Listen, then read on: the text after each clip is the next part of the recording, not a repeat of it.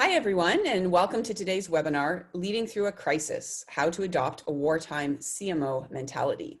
My name is Julia Stead. I'm the CMO at Allocadia, and I'm going to be our host for the day, kind of leading the discussion with this amazing group of panelists. I will get to introducing our panelists shortly, but just a few housekeeping items. We welcome questions at any time. Just enter them through the chat, or at the end of the session, we're going to have an email address up on the screen, and you can email us questions as well. To ensure that we keep the content short and sweet, but also have a chance to answer everyone's questions, we'll be doing so afterwards through email. So we'll follow up with all the questions individually with you all by email after the webinar. So with that, let's go ahead and get started. I'd like to introduce our esteemed panel of CMOs and heads of marketing, some great marketing leaders here that we've got for the discussion today. I'm going to kick things off by just kind of going through the group and asking you to introduce yourself and just share one fun fact about how you are navigating the pandemic. So I'm happy to go first. I introduced myself as CMO at Allocadia. Prior to joining Allocadia about 8 months ago, I was the VP of Marketing at Invoca. I'm based in sunny Santa Barbara. And my fun pandemic fact is I've actually started to develop a fashion collection of face masks. So about a month in, I realized face masks are going to be part of the new day-to-day, and rather than just settle for any old design, I've been supporting a lot of local businesses that have converted their workforce, I guess you could say, into creating masks. So I've got about 10 right now, and it's been fun to match them to my outfits for my daily walks. So that's my fun fact, a little bit about me. Heidi, I'll pass things off to you next. Thanks, Julia. I'm thrilled to participate today. My name is Heidi Malin, and I'm the CMO at Workfront. I've been at Workfront for about 2 years. I'm based in my home office in the San Francisco Bay Area. It is sunny here as well. And my fun fact is more of an insight than a fun fact, and that's, all of us have been sheltering in place and spending a lot of time at home, and one of the silver linings that our family has found is that I have two 20-somethings that are in the workforce, and they are sheltering in place with us here at home. And it's almost like best practices sharing. One of them is in marketing, and the other one is in sales. And so when we come together at lunch or at dinner every day, it's like a best practices session on what's going on in your industry, with your company, with your customers. And so it's been one of those silver linings and things that I didn't expect and that I normally wouldn't have because my 20-somethings don't normally live with me. So although my empty nest is very full, there's some really great silver linings that have come from that. Wow, that is wonderful. Yeah, I wish I could say the same. Mine are 1 and 3, so best practices look quite different. No best practices sharing over dinner. Exactly. Awesome. Well, thank you for joining us, Anton. Pass it over to you. Thanks. Thanks, Julia. Really looking forward to participating today. I'm the CMO of Aptio, based in Raleigh. I think my fun fact really goes to the end of suits. One of the things that, dealing in the B2B world, and you have customer facing meetings and board meetings, they're always full of suits. And every meeting I see now, everybody's actually wearing comfortable clothes. They're happier. And so I've had to get a whole new wardrobe to feel more comfortable at work, and my suits and shirts are all hanging up collecting dust. And I'm super happy about that. Nice. I love it. Your new athleisure workwear. I'm sure there's a market out there for that right now, for sure. Well, thank you again for joining us. And last but not least, Elle, I'll pass things off to you. Thank you. Hi, everybody. I'm Elle Wolf. I'm the Vice President of Growth Marketing at Envision. And actually, this wasn't much of a transition for us because we were already a fully remote organization, over 700 employees worldwide, and this company's never had an office. So it's been business as usual, which has been interesting to transition to with 2 small kids at home. I have a 7 and a 3-year-old. But I will echo what everybody said. Like, there's a lot of bright spots too. Getting to spend more time with my kids. I take breaks. Today I went and planted my zucchini during my lunch break. Yesterday, I dug a small trench to lay some chicken wire for the 6 chickens we have been raising. I think that's the thing. There's all these things that we've always been saying we wanted to do and never seemed to have time, and suddenly we had the time. So yeah, about 6 or 7 weeks ago, we got chicks. chicks turn into chickens really quickly. I was not prepared for that. And they're actually right behind this wall in a box in my basement. So I am very excited to get them outside into a chicken coop. Beyond that, I spent most of my career actually in marketing tech. I worked, actually Heidi was my CMO when I was at Eloqua. And most recently I was a vice president of marketing at Path Factory. So this is my first tour in quite a long time outside of MarTech. Just trying to balance school and kids and chickens and growth marketing. It's been a lot of fun. Well, thanks for joining us. And I'm so glad that chicken coop made it into today's discussion. That's awesome. So before we dive into the sort of roundtable group discussion, there's one other question that I wanted to pose to this group, and it ties in with the theme of wartime mentality. And that is, again, going around the group, if you can share one of the hardest business challenges that you've had to overcome in your career and how you did overcome it. So let's see, we'll go in reverse order this time. I'll pass it off to you first. I mean, I'll talk about something that's really recent and related to what's going on right now. Envision actually has a really robust community, and events are a very, very big part of the mix. We have a lot of our revenue comes from expansion within the base. And so as part of that, a lot of what we focus on is giving that community a really great experience with our brand. And we had, I want to say 40 live events planned for the first half of the year. Envision hosted and managed events that are part of our sort of community strategy. It's a really big part of what we do to drive pipe and to keep that community really healthy. And so we actually made the decision, what I think was fortuitous and very, very early on, before things started to get crazy, we made the decision to cancel our revenue kickoff event, which was our sales, marketing, and CS event that was supposed to be happening in Florida. And everyone kind of thought we were jumping the gun a bit, like we could have potentially gone ahead. And we were so glad that we did. It gave us a really good testing ground to run a big internal event with several hundred people fully remote. Again, I think we're kind of tooled for this because we are a remote organization, so we're used to that. But we've pivoted our entire event strategy to virtual events and really had to mimic and find ways to make it feel like an IRL kind of situation, doing a lot in terms of driving audience engagement, making it fun and interesting, using music, backgrounds, lots of different things to try to make it not feel like a dry kind of just virtual thing where people don't feel as connected. And it was a lot. I won't lie. I think it was a big stress point for the team. And of course it had to happen basically overnight. And it was a massive challenge. I won't lie, but I think that we've come out on the other side and seen that it can work really, really well. We're testing new things and trying new things every day. We hosted this morning a very large film screening for our EMEA audience. We've hosted one yesterday for 2,200 people. So we're finding new ways to sort of keep people connected in a community setting while still being virtual.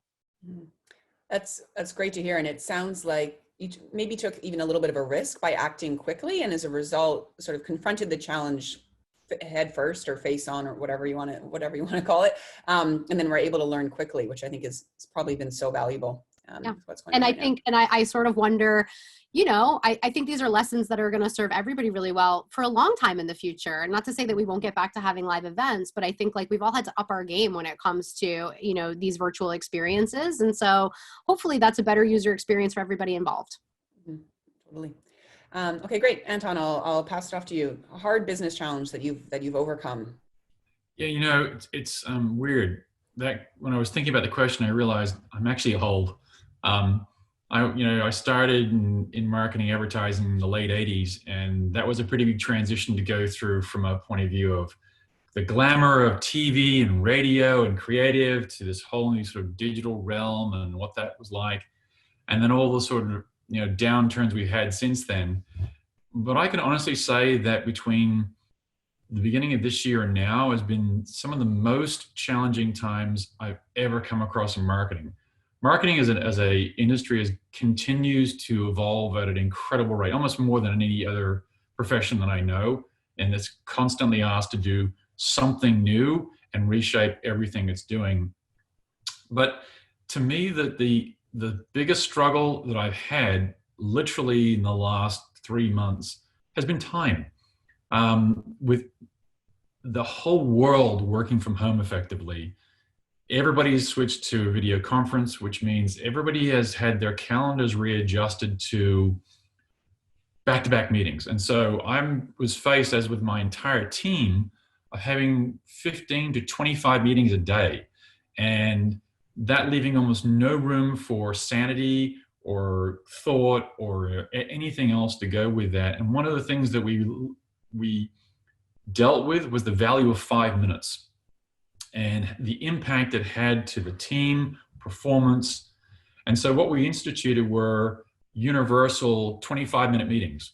Everything had to finish on the 25-minute mark to allow people a moment to step outside, to think about it, compose their thoughts for the next meeting, take a breath, take a short walk. And the change in the quality of the conversation, the attitudes has been remarkable. I mean, I've seen some pretty big changes from people having to shift from manual stuff to automated and become very more data-centric, etc. All of those are skills. This was a lifestyle change, and I think, and I hope it actually persists, because it ends up being far more productive. And we've added one little element that every meeting has to have before the meeting starts, just 3 or 4 things we're talking about, because in 25 minutes, you can't talk about a lot. And so it focuses you to talk on very specific topics and get to the nail quickly, which has been very, very, very helpful. Yeah, that's a great takeaway. The theme, I think, of focus is going to come up a lot today. Okay, great. Thanks for sharing. And then Heidi. So I did reflect on this question as well. And like Anton, I sort of looked back across my career to say, like, what were those big challenges? And is this current crisis more of a challenge than what I have tackled in the past? And what I really thought about is I've actually had to deal with a lot of business crisis, a lot of big business challenges, everything from the downturn, the dot-com explosion, 9/11, a hostile takeover that lasted for 19 months. And I have to say that each one of those experiences, sort of managing through crisis, gives you additional tools and insight into how to approach the next crisis, because it's always going to be something. And this pandemic has certainly been one that none of us anticipated, and has had a significant impact in how we do marketing.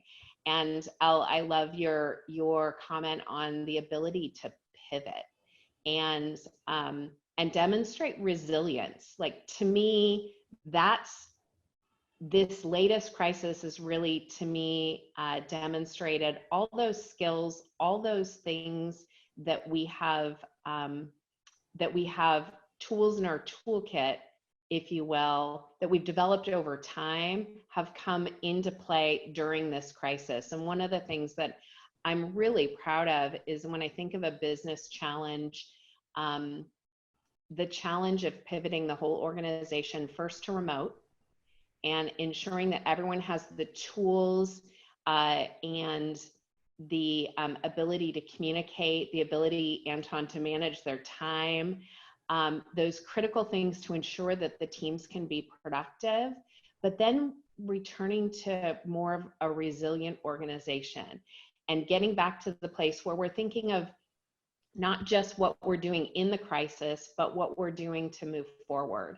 And that, to me, has been the biggest learning for me, is looking back, we're always going to have a crisis. And as marketing professionals, we're going to generally be at the front end of that crisis.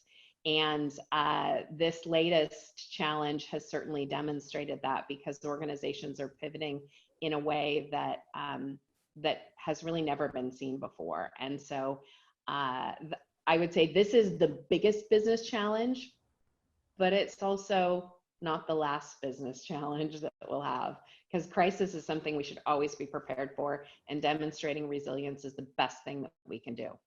Yeah, that's a great point, just about the mindset, right? Of we'll get through this, but similar things will happen, or maybe not exactly similar, but crisis will happen again, and you build that toolkit. Okay, wonderful. So let's dive into our discussion topics for today. First one is around metrics that matter. So how have metrics changed over the past few months with the pandemic? Which metrics are you relying on now? Are they the same ones that you relied on before? Have your KPIs changed? Are you even thinking about predicting long-term growth right now? Lots that we could kind of cover in this point. So Elle, I'm going to pass it off to you to kick off this discussion and get your thoughts. Sure. I'm in an interesting position because I was relatively new in my role when all of this started. I joined Envision in December, and my focus has really been on driving some pretty significant transformation of the way we think about marketing and the way that we build predictable pipeline and continue to keep this company on a growth curve. So I was sort of establishing a lot of my metrics and baselines at that point anyway. But I will say, look, I've been a demand marketer, revenue marketer my whole career. And so the metrics I always go back to are mostly the same, and I think serve you pretty well in a wartime sort of situation. I mean, the thing that I'm most concerned with is generating pipeline and making sure that our sales team has a predictable and steady amount of pipe to continue keeping the business healthy. And that's really the guiding light and the North Star for me and for my team. So that's a big part of it. I will say, I think I also, I manage a customer lifecycle marketing team, which is really focused on driving product adoption, utilization of existing seats, keeping the customer base healthy. And I think we're really focused a lot right now on customer health. We need to renew customers. In order to renew them, we need them to be healthy. We need them to be using our product and getting value and adopting it in meaningful ways. And so we're really, really driving toward those types of metrics right now. Not to say that we won't ever be, but I think right now it's incredibly critical. I am constantly always looking at the leading indicators, the things that are going to give me a sense that, opportunity creation and pipeline is in a healthy place. And those are the things you would think about more on the top of funnel, just demand creation, conversion.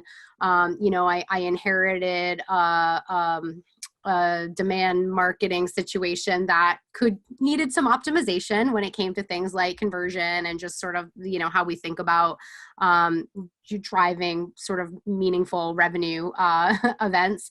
And so, we're really focused on those things. The only other thing, I would say that's a bit different is like a little abstract, and it's like employee health.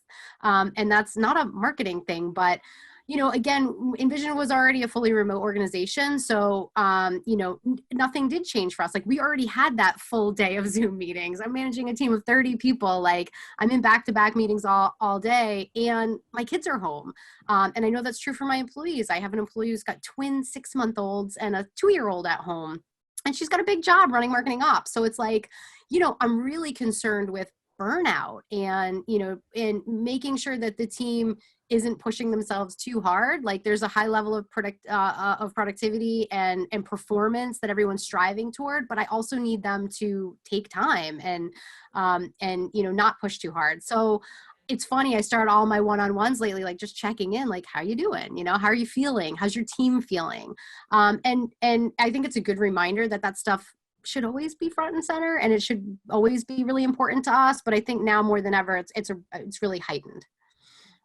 It's interesting. I'm glad you brought that up, because I don't think it's a type of metric that marketers necessarily default to thinking about, but all leaders absolutely should, whether it's marketing or something else. Well, it's how, if you think about it, right, like employee health is how you get great results. And so if people are facing a high level of burnout, and you're going to feel that impact in the business, Yeah, absolutely. Heidi, what are your thoughts on metrics right now? Certainly the things that Elle has pointed out. I love the focus on the people and the human factor, which we forget. We use words like business continuity. Well, what does that mean? That means, are we continuing to move the business forward? Are the people able to do what they need to do in order to get the job done? And we forget the human component, the people-oriented piece of it. And it's a really important piece. So I really appreciate that. When I think about different metrics or a different focus that we've had during this time, it's really, for us, it's about engagement. So given that the world has changed so dramatically and purchasing cycles might be impacted, really being able to understand our target accounts, those companies that we want to engage with the most, how are they engaging with us today, and how is it different from, earlier in Q1, for example, and starting to identify some of those trends, because those are going to serve us well for the long term. Because I think the learning on engagement, not only with net new customers, but net new prospects, but also with existing customers, ensuring that we're supporting our customers in the way that they need to be supported right now. And so our focus has increased on existing customers, ensuring that we can help enable them and support them through this time. And some of the stories that we've heard from customers are just unbelievably impactful when they talk about how Workfront has actually helped them manage through this time. And so paying really close attention to engagement with customers is something that we have a renewed focus on, I would say. And then from a long-term growth perspective, anyone who says they know what's going to happen, coming out of this pandemic is lying. No, none of us know. And so from my standpoint, the most effective thing that we can do is to do scenario planning and looking at the business in a variety of different scenarios, depending on how the economy comes out of this. And some of the companies that I'm involved with outside of Workfront are also looking at different scenarios, because it's going to be important that we can all be a little bit more nimble than we have been before to adjust to how business evolves and how work looks different coming out of this. And I think scenario planning for long-term growth, having a standing business plan and just executing against it, the days of doing that are kind of over. We have to be a lot more nimble in looking at long-term growth. So that's what I would say. Those are the KPIs: the engagement, the focus on customers, and ensuring that we're supporting our customers as they go through these challenging times. And then truly doing scenario planning for long-term growth is critical right now. Yeah, we're seeing scenario planning across our customer base become not just a hot topic, but something that they're investing in and realizing this isn't just a short-term fix. It's something that we should be doing moving forward regardless. If you don't mind, I'm going to go a little bit deeper on the engagement piece. I am curious, just for our audience, if you can talk specifically about how you're measuring engagement with your customer base and with, I think, target accounts is what you're mentioning. Are there certain specific metrics that you're looking at or touch points that you're measuring the most? Yeah, we're looking at using modeling. So using tools that allow us to look at those prospective customers that are most likely to purchase. Those predictive models are a little bit suspect right now, given the fact that the world has changed so much, but essentially looking at activities and how are our customers and our prospects engaging with the content that we have. What pieces of content have become more impactful during this time versus perhaps other pieces of content. And so being able to look at any point in time, our most important customers and target accounts, how are they engaging with our activities that are going on today? And we're seeing things that I'm certain Elle and Anton, you're seeing. Certainly the number of webinars and online programs and the engagement level in those is just off the charts right now. And being able to understand what topics are most important. All of us have a little bit more time because we're not on airplanes, we're not traveling across the country to visit customers or go to events. And so we have a lot more time to engage with content, and understanding what content is having the biggest impact is one of the things that's really important from an engagement perspective. And Anton, let's get your take on metrics. Yeah, so, funnel still remains king in terms of what we all look at. But interestingly enough, I think we're moving more to dynamic targeting. So, typically speaking, you look at and say, here's how many inquiries I need to get to convert to MQLs or whatever it might be. And that's usually a fixed number in terms of what it is. We've been building a lot of effort, putting a lot of effort, I should say, into building dynamic targeting that adjusts as we improve our conversion rates. And so a lot of the focus, I'm a motor racing nut at heart. And in a motor race, you gain time in the corners, not in the straights. So, and for us, what that means is every corner is a decision point. How do we improve that decision to get you to move from one point of the funnel to the next? What are those things that are going there? And how good are we getting at moving people along that point? And to Heidi's point here, I think for us, it was really looking at the engagement of customers. And it's not at like engagement, or, oh, you responded to an email, or, you attended an event. In fact, one of the KPIs that's completely changed is I care almost not at all about how many people turned up to an event.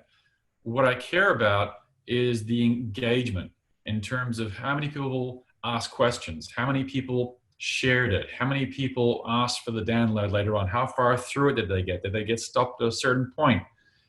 All those tell me a story about where they are at that decision point and how do I help them move along that point? What is the piece of information that they're missing, that they're question they're trying to resolve, and how do we help meet that question where they happen to be at? I think in terms of where we are going in long-term growth, I've never seen any time in my life when businesses are paying more attention to outside data input factors. I mean, I spend time talking about health results, where's our economy going? What's the employment rate looking like? How are small, medium businesses doing? Are there any indicators that are going to tell us when things are likely to turn so we can at least be prepared before that gets there? I think there's an appetite for that, which used to be only associated with countries like Japan, where they plan 20 years in advance, looking at all the data. I think we're seeing increasing appetite now. I'm frequently asked on our ELT meetings, so what have you seen lately? What is any change that you would give you sense that we should be moving into this region first before the other? That this is going to have a higher importance for these particular verticals, countries, etc. And I think for me that's refreshing, because it means we're becoming less introverted and more global in our approach to how we go to market and communicate. Yeah, I think it ties into the theme of marketing being not so focused on just marketing, but the market piece of it, and us shining more of a spotlight, as we should, I think, on what is the market saying? How do we grow the market, not just how do we do good marketing? So just sort of one other thing in there too, that marketers have spoken for a long time about understanding customer problems and then meeting their problem. I think for me, this has been the first main time when I'm actually seeing that really resonate with every other part of the business. Oh, we've got to focus on that because that's what works. It's like, yep.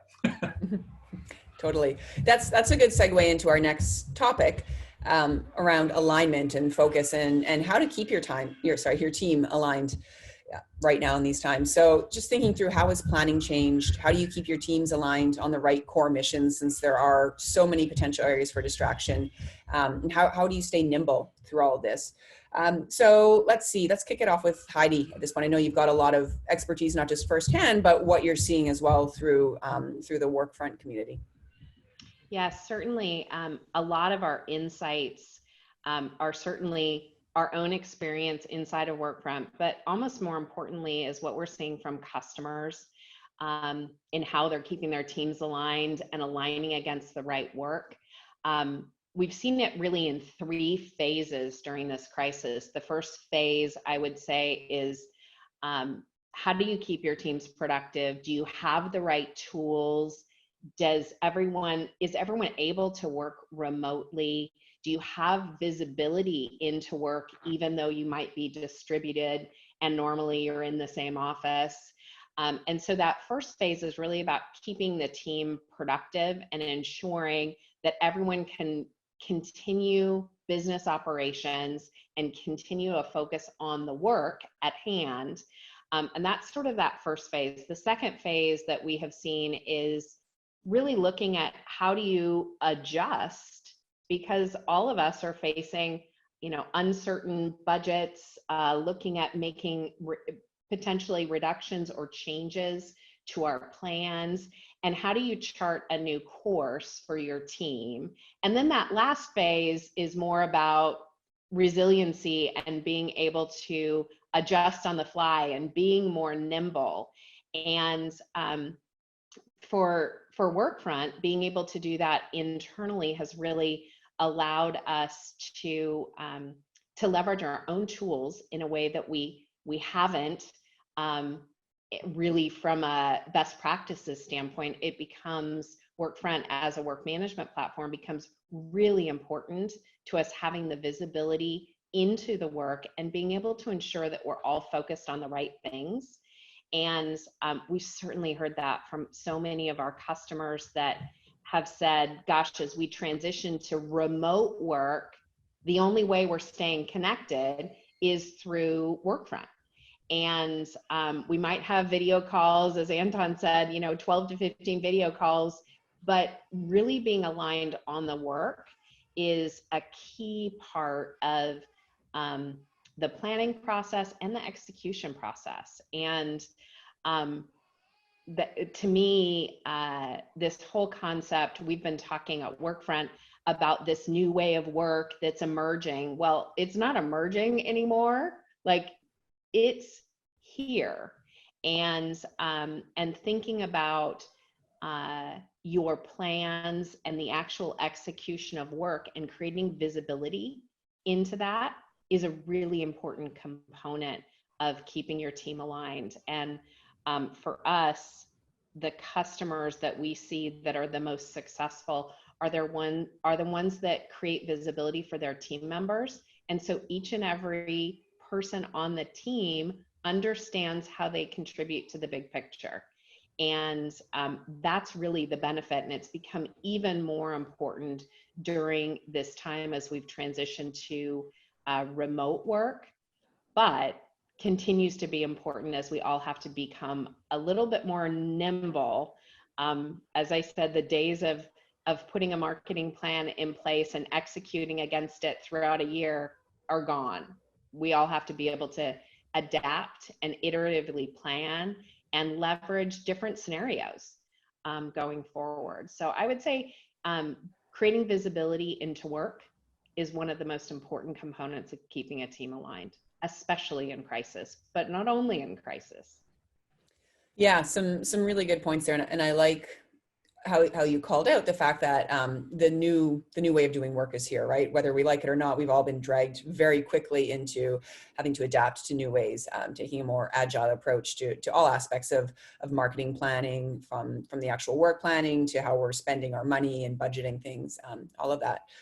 For sure. Al, what's your take on planning and how you're keeping your team aligned right now? I mean, I think one thing that has served me pretty well is that I spent most of my career in early stage startups where agility was just a currency. You never know if you're going to get that next round of funding. You never know if your CFO is going to come knocking and tell you got to slash 50% of your budget. So I'm kind of used to operating in that sort of chaotic environment. And I think that has helped bring that kind of agility into Envision. They're, in terms of a scale, a much bigger company than I've ever worked at before in terms of revenue and people. And so there's inherent, complexity that comes with that. So trying to keep it simple and keep it agile, I think, has helped a lot. I think, again, as I'll say, like, for me, keeping my whole team oriented toward one thing, and that is pipeline creation, predictable, repeatable pipeline. And it's relentless focus on that. I mean, starting every meeting with how are we pacing? What is it looking like? How are we going to close the gap? Doing really exhaustive forecasting against our targets to make sure we're driving the kind of programs and response that we need to hit those numbers. I think, the other thing that you have to be prepared to do kind of always is find ways to limit your expenses, cut your expenses. And that's a hard thing to talk about because there's implications from a discretionary budget perspective, from a programs perspective, from a headcount perspective. But like, having those different scenarios and options front and center and knowing what levers you would pull if you had to, I think is an important element right now. And we have certainly done a lot of that. Because to Heidi's point, like no one knows what's going to happen. I would like to say that, Envision as a platform that helps product teams develop digital products and do that and collaborate remotely, we're actually pretty well positioned in this, current environment. So that's great. But like, you're still, we have customers in the hospitality industry. Like everyone's going to feel this in some way or another. And so I think you just have to kind of assume that you will feel it at some point and know what you will do when that comes and also potentially be a little bit proactive in some of those measures. So, the other thing I'll say, like in terms of keeping the team aligned that I like to do, I sign up for big goals very publicly. I mean, I don't sort of like, sit back and say like, how about we do this? It's like, nope, I'm going to commit that this is what we're going to do. I'm going to sign up for that number or that program or that, initiative. And so I view internal marketing. I mean, the sales team is my customer. They're customer number one for me. And so very publicly, I sign up for stuff and my team knows that. And that helps us to all kind of, again, like keep us aligned. Like, I think, who you've hired and what your team looks like is incredibly important at any time. And so if you've got a great team and you've got, great high performers, they want to be aligned and they want to hit the goal and they want to do the thing they said they were going to do. So I find sometimes just signing up for it and telling everybody, it's sort of like when you tell people you're going to run a marathon or lose 10 pounds or whatever, you just put it on Facebook and then you're committed to it. And I like that as a strategy. I think that helps people and it creates a lot of momentum and excitement. The other thing I'll say that I have worked really hard to do is just, again, simplify. Like, when we look at the things that we're doing, like, are we adding complexity? Are we creating obstacles for ourselves? If we can, make things as simple as possible and remove the friction from what we're doing, we can move around much more quickly. We can get things done much more quickly.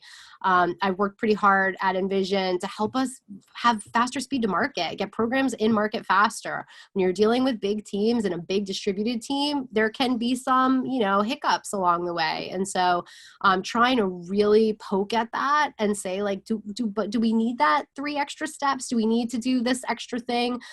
Is there a faster way to do it that would be just as good? So it's nothing, I don't think, revolutionary. It's just sort of like good practice. And again, like, I think my background at coming out of early stage startups, like sort of prepared me for this moment. I've also been a remote worker for 5 years. So like, I was ready for this. Like, I'm sort of like, oh, okay, this is how it's going. I haven't worn jeans in, 5 years. So, but yeah, I think all those things have helped to keep the team really, aligned. Yeah. I love the idea of just boldly making it public internally, and just using that momentum to drive alignment. Anton, what's your take on planning? The first question almost feels like a joke, right? How has it not changed? But what's your take on this? Well, there's a great saying that gets taught to the military, and that is no plan survives first contact. And there's never been a more true, example of that now. I think I have been in the last 6 months gone through 5 repivots, 6 replans, and then tell the team, right, let's dance. Planning is not really planning anymore. I think planning is agility. There's knowing where you're going. I think you can know directionally I'm heading that way, but at this time I need to tack one way or the other and change things. It's all about flexibility and not getting too wrapped around the axle on any one program or one effort you're doing. So you can't afford to be precious. And that's just not the leadership, that's everything. And putting something down doesn't mean we won't come back to it, but it means it's not right for what we need right now.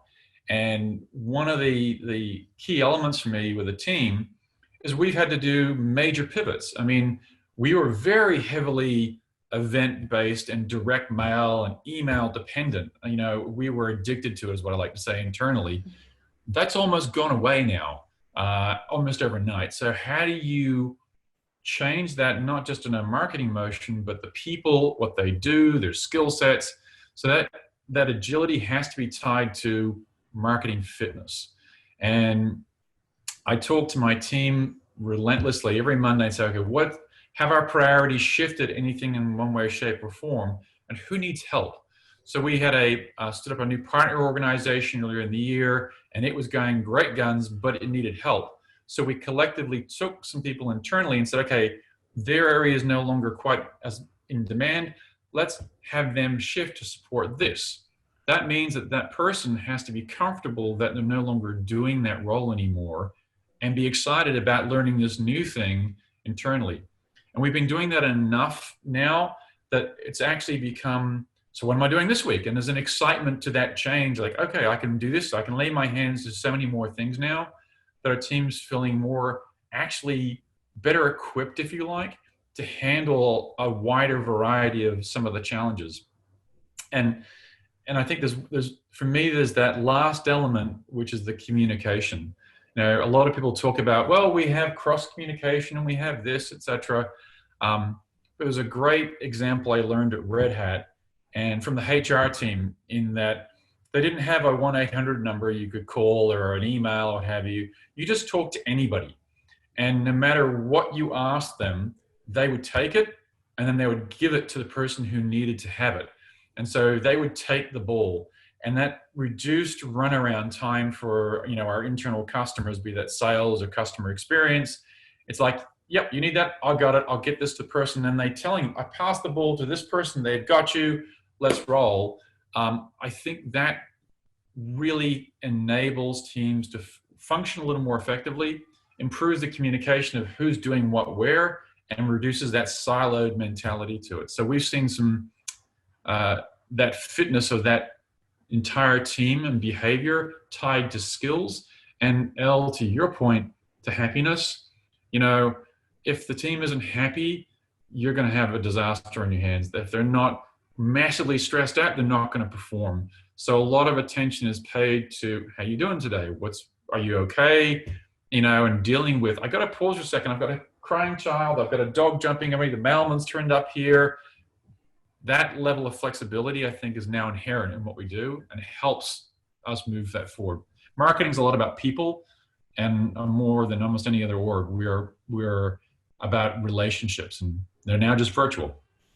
Yeah, some great points there, and that's going to kind of take us over to the idea of picking your battles, whether it's resources or budget or whatnot. So, what are the top priorities that you're fighting for right now as a marketing leader, and what are you just deprioritizing these days because it just doesn't fit the current model? And Anton, I'll let you kick this one off.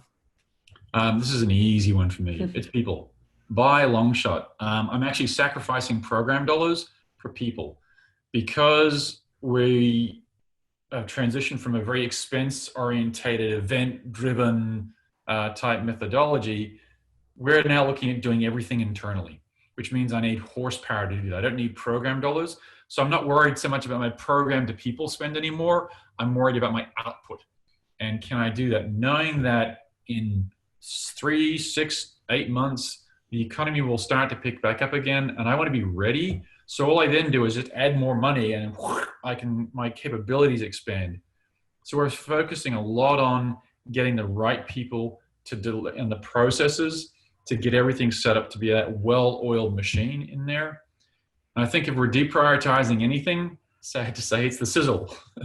You know, one of the reasons I joined marketing is that it was glamorous. You know, we come up with these great ads, and there was TV, there's radio, and now it's all about where's the data, where's the so-and-so.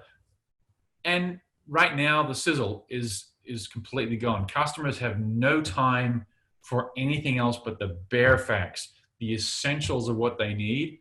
And everything we do is about, okay, how do we make this more real? How do we connect this to specific examples, take out any hyperbole in our communication, change the language to be very, very direct, and make it very real. So, you know, there was a very funny commercial years ago about, you know, if there was truth in advertising when around cars and what they would say, it's funny. I feel like we've almost reached that point now where the marketing is happy to talk about, here's how we stand against our competitors. Here's what we do and here's what we don't do. Here's how long it will take to you to get value, and set those expectations accordingly. And that's a big shift for us in terms of content, communication, and our planning, frankly. Mm-hmm. Yeah, some interesting points in there, and I like calling out that shift in the program to headcount ratio as you think about your investment strategy and how that's changing, because it's like your fixed versus your variable costs, and it's so easy to ramp up that variable spend when the time is right. Absolutely. Heidi, what's your take on this one? So this is an easy one for me too. When I think about the things that we're prioritizing and putting on the top of our list right now, certainly a shift to digital demand. When we think about the in-person events and trade shows and programs that we're driving some of our top of funnel activities, really looking at how we can make the adjustments to our demand programs from a digital perspective to be able to make up for that top of funnel activity. That is a top priority. The second top priority is customers. So continuing the efforts in really developing those relationships with customers and leveraging customers as advocates for us. I'm a huge believer in the fact that that is a competitive weapon for us to leverage. And we have an amazing customer base of some of the top brands on the planet. And being able to nurture those customer relationships so they continue to be advocates for us is an area that we're continuing to put focus on, and an increased amount of focus even during this time period.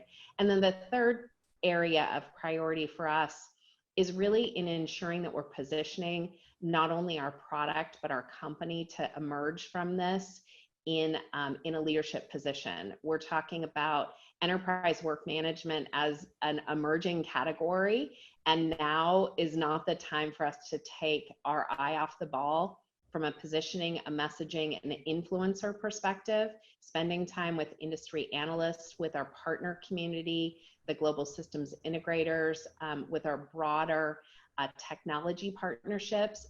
Those become really important to ensure that as we come out of this, Workfront continues in that leadership position. As far as things that are being deprioritized, this is always the hard question, right? So what's going to fall off the list? When I think about things that are going to fall off the list, the first one is the obvious one, which is our focus on in-person events. When we think about the plans that we put in place for 2020, our actual execution's going to look a lot different, not only from our own branded events, our conference, things like that, road shows that we had planned, but also participation in other industry events. And so those things are being deprioritized because they're just not going to exist in the same way, certainly throughout this year and likely into the first part of next year. So that is being deprioritized. I would also say that we're simplifying.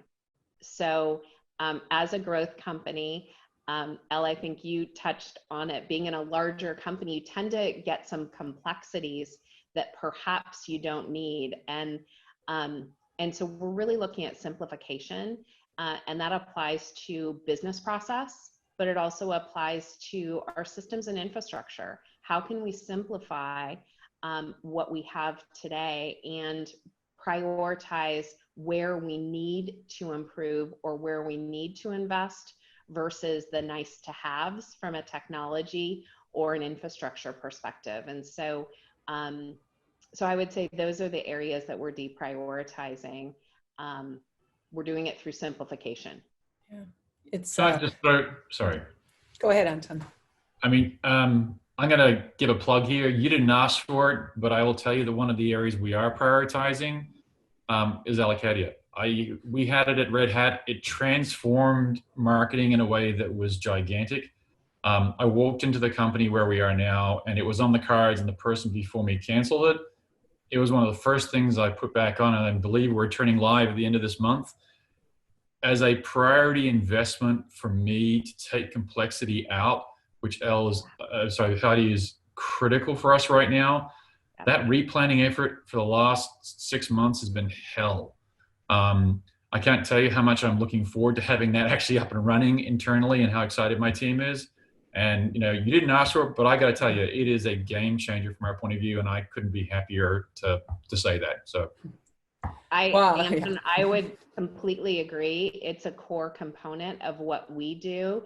And when we talked about planning and the importance of being able to be nimble, Allocadia is a huge component of our ability to be able to be nimble and to simplify the process.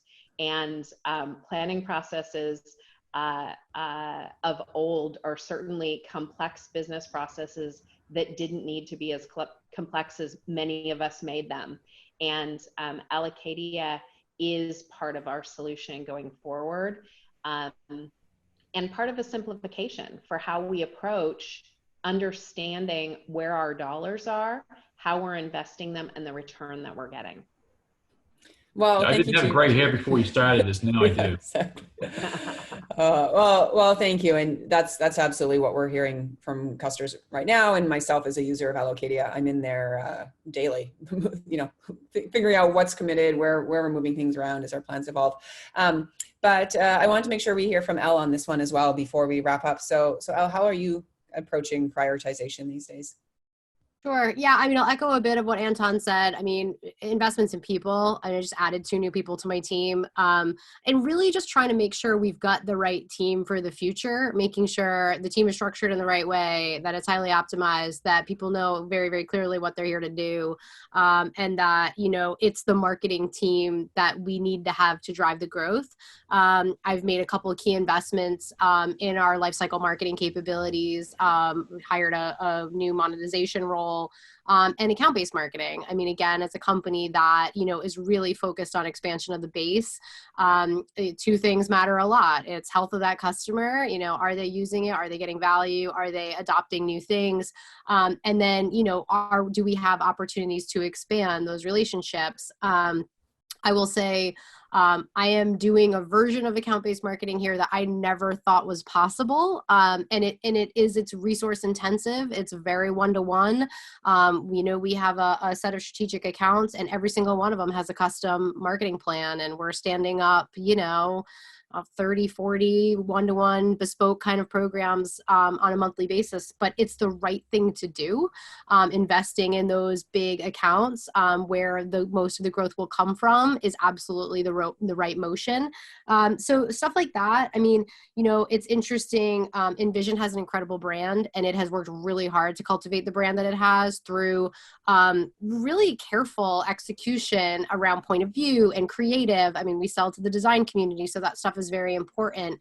And it's a delicate balance because there are trade-offs, right? Those are the big splashy, sexy things oftentimes.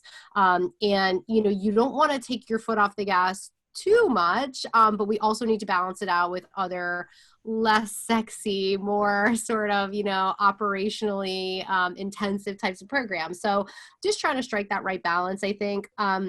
We had, not only do we run a lot of our own branded and field events, we also participate in a lot of events. I had a massive events plan. And so that has obviously all been deprioritized. But again, we've been careful to not just sort of say like it's gone and it's over. There's still plenty of speaking opportunities out there. There's still plenty of networking opportunities. And so just trying to, make sure that we find a way to pivot that stuff. And then the other thing, and this is like a little bit different it's a different take on this question, but like there's only so many hours in the day, right? And so there's only so many things that you can get done. And I've been like this for a long time. I think, again, as a remote worker for a long time, I'm ruthless with my calendar, absolutely ruthless with my schedule. I will blow up a meeting if I feel like there is no value. And primarily right now, it's because there's just no extra time for that. So I'm very, very careful with my own time and with everybody else's time, making sure that everything we do has a purpose and a meaning, and we're not just, spinning our wheels.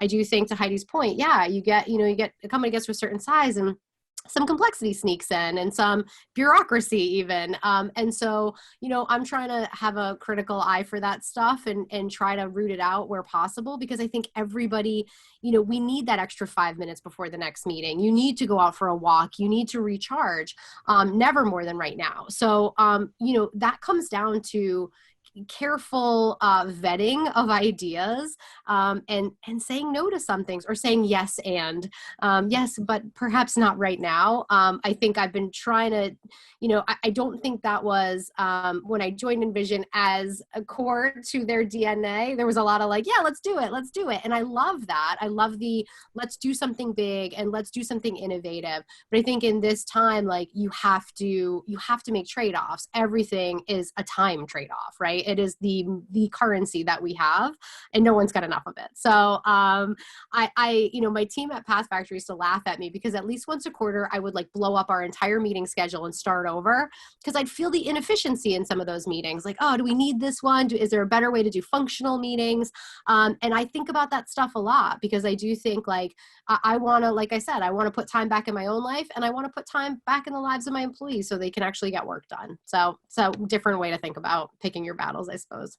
Yeah, no, I think that's a great point, and maybe even a good point to end on, because it ties back to the agility mindset, I think, and the idea of even what we set up 2 months ago, let's say, or 3 months ago, who knows how long it's been, the meeting structure or the planning structure then we set up because we needed it, but it's changed. And I can think of an example on my team. We were doing daily stand-ups, and we realized, okay, we don't quite need daily stand-ups anymore. We did for a time. Now we need like bi-week or twice a week stand-up, that kind of thing. So constantly evolving and questioning what worked last week. Do we still need it this week? Is it still working the way we intended it to, across all aspects of the people and the resources, management of marketing, for sure.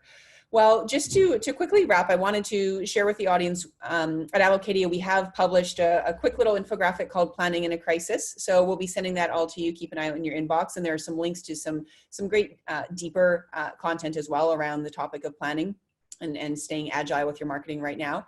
And then I just wanted to say a big thank you to our panel today. Heidi, Anton, Elle, thank you so much. Really enjoyed this conversation. And for all of you in the audience, if you've got questions, you can just email me directly, actually, julia@allocadia.com, and either I'll reply or I will pass it off to the right person who you're seeking answers from. So thanks again for your time, everyone, and have a great rest of your day.